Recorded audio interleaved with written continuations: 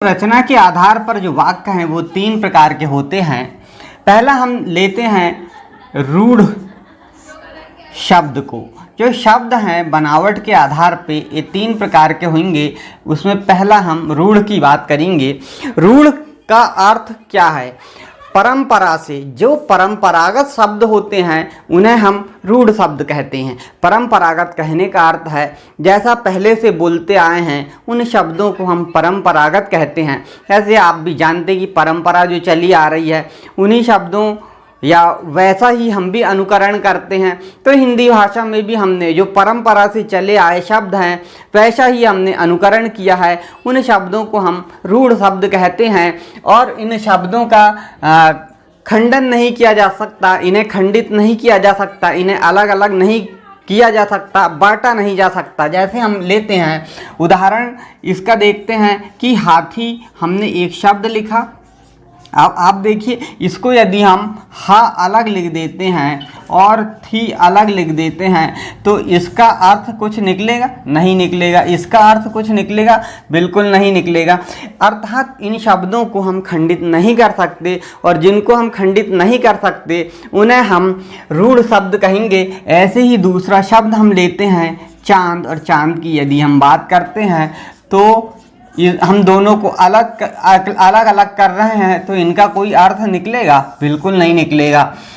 ऐसे ही हम तीसरा शब्द और चावल की बात करते हैं। यहाँ पे हमें उदाहरण आपको समझने की सुविधा से देते हैं। इसमें हमने यदि चा, धन, वा, धन, ला ऐसा हमने इन्हें बांट दिया तो इनका कोई भी अर्थ अलग अलग नहीं निकलता। अर्थात जिन्हें हम खंडित करें तो जिनका अर्थ ना निकले, जिसका कोई अर्थ ही ना हो, उन्हें हम कहेंगे रूढ़ शब्द। दूसरा हम लेते हैं इसी में यौगिक शब्द की बात करेंगे। यौगिक जैसे आपने विज्ञान में भी पढ़ा है वैसे ही हम हिंदी में भी समझने की कोशिश करते हैं। यौगिक अर्थात कुछ नया।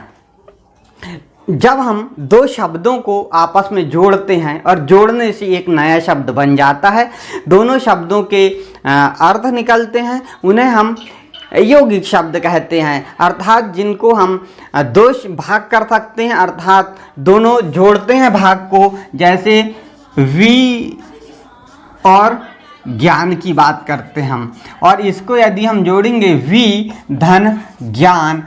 ज्ञान का एक अर्थ है, वी का अर्थ नवीन से कहा जा सकता है, नया ज्ञान, क्रमबद्ध ज्ञान को हम विज्ञान कहते हैं।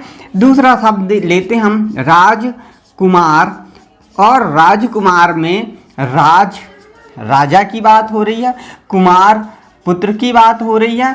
तो आप यहाँ पे देखिए दो शब्द यदि मिले हैं यहाँ पे तो एक नया शब्द बनता है राजकुमार, तो इसे हम कहेंगे यौगिक शब्द। विधन ज्ञान, यह एक नया शब्द विज्ञान बना है। अर्थात दो शब्दों के मेल से जो नया शब्द बनेगा उन्हें हम यौगिक शब्द कहेंगे और इसका एक अर्थ निकलता है। अर्थात दो खंडों को हमने जोड़ दिया तो यौगिक शब्द हो गए। तीसरा यहाँ पे आएगा योग रूढ़ शब्द। योग रूढ़ शब्द। अब आप इससे शब्द से ही पहचान गए होंगे इसमें कि यहाँ पर यौगिक भी आ गया और रूढ़ भी आ गया। अर्थात इन दोनों को मिलाकर एक नया शब्द बन जाएगा। उस नए शब्द से एक तीसरा अर्थ आपको प्रतीत होगा, तीसरा अर्थ आपको मालूम होगा, पता चलेगा। उन्हें हम योग रूढ़ शब्द कहते हैं। और अधिकांशतः इन शब्दों जो आपने समास पढ़ा है उस समास में बहुब्रीहि समास आपने पढ़ा है, उस बहुब्रीहि समास का प्रयोग ही सबसे ज़्यादा यहाँ पे होता है। उनकी ओर तीसरे अर्थ की ओर यहाँ पे इंगित किया जाता है। जैसे आप जानते हैं दशानन, और दशानन दश है आनन जिसके, अर्थात हम रावण की बात करते हैं और यहाँ पे रावण में आप जानते हैं कि तीसरा अर्थ निकलता है। ऐसे ही हम लंबोदर की बात करेंगे। अर्थात लंबा है जिसका उधर खंड हुए, दोनों खंड के अलग अलग अर्थ निकल रहे हैं लेकिन वह अर्थ ना निकल के और कोई तीसरे अर्थ की ओर इंगित किया जा रहा है। इसीलिए हम यहाँ पे योग रूढ़ शब्द में उन शब्दों की बात करेंगे जहाँ पे एक नया अर्थ निकले, ऐसे शब्दों को हम योग रूढ़ शब्द कहते हैं।